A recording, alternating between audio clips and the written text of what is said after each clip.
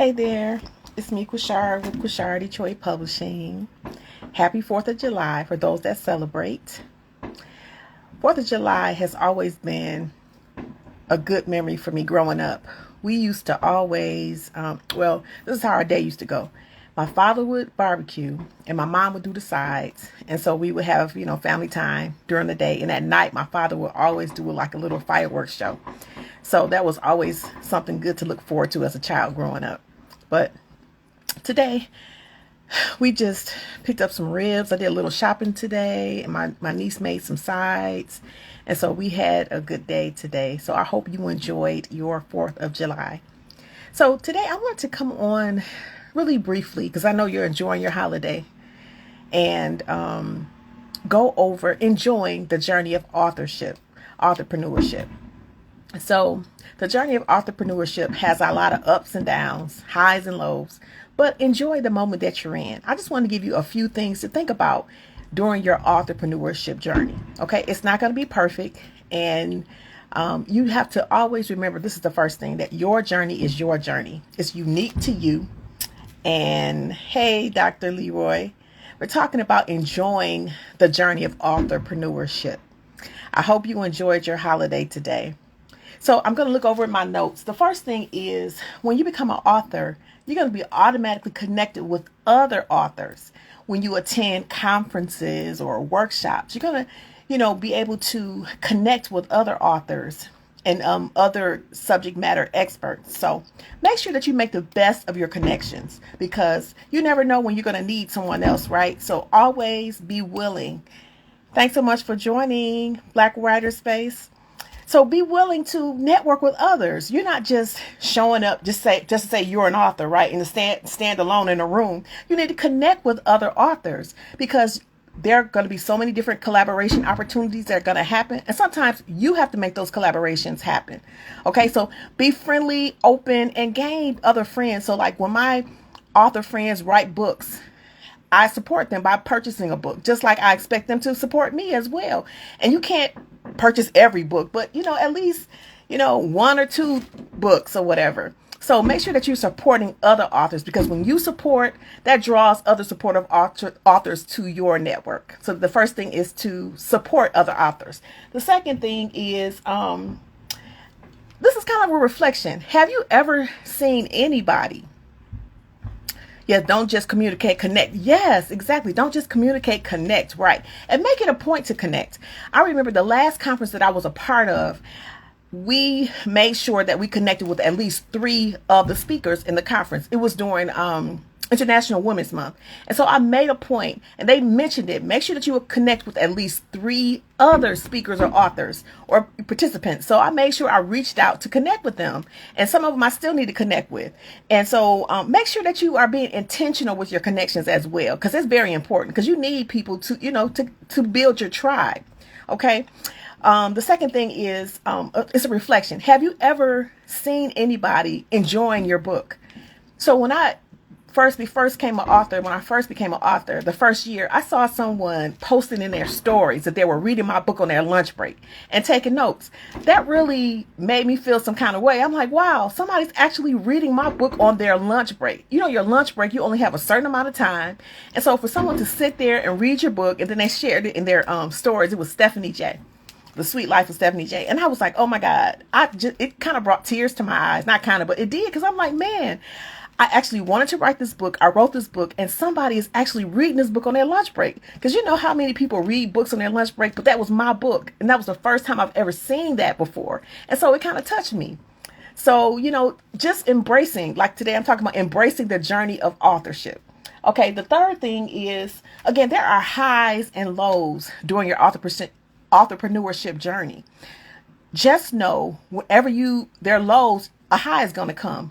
Because sometimes you can get stuck in where maybe you're not selling books, or it feels like you're not being able to connect with your audience, or whatever it is. Just know that get through it, because when you get through it, it's going to be, sun on the other side of that, rainfall, right? So get through it. You're going to have good days and bad days, like everything. If you're working a 9 to 5, you have good days and bad days. You have highs and lows. So know that when there's a low, you're going to get to the other side. and just gotta stick in there, keep doing what you know to do, keep promoting your book, and just, keep sowing the seeds, planting the seeds, and watering the seeds, and your author career will grow. Okay, the fourth thing is, again, putting in the work. Yeah, so keep marketing, even though someone you may be thinking somebody's not seeing your post, or maybe you're, leaving flyers somewhere, somebody's not, picking up your flyers, no, someone's not calling you, someone's not enrolling in your course or whatever. Just keep putting in the work. It's gonna happen. And sometimes you need to tweak it when there's no action. When you're putting in action, there's no result. You need to start tweaking it.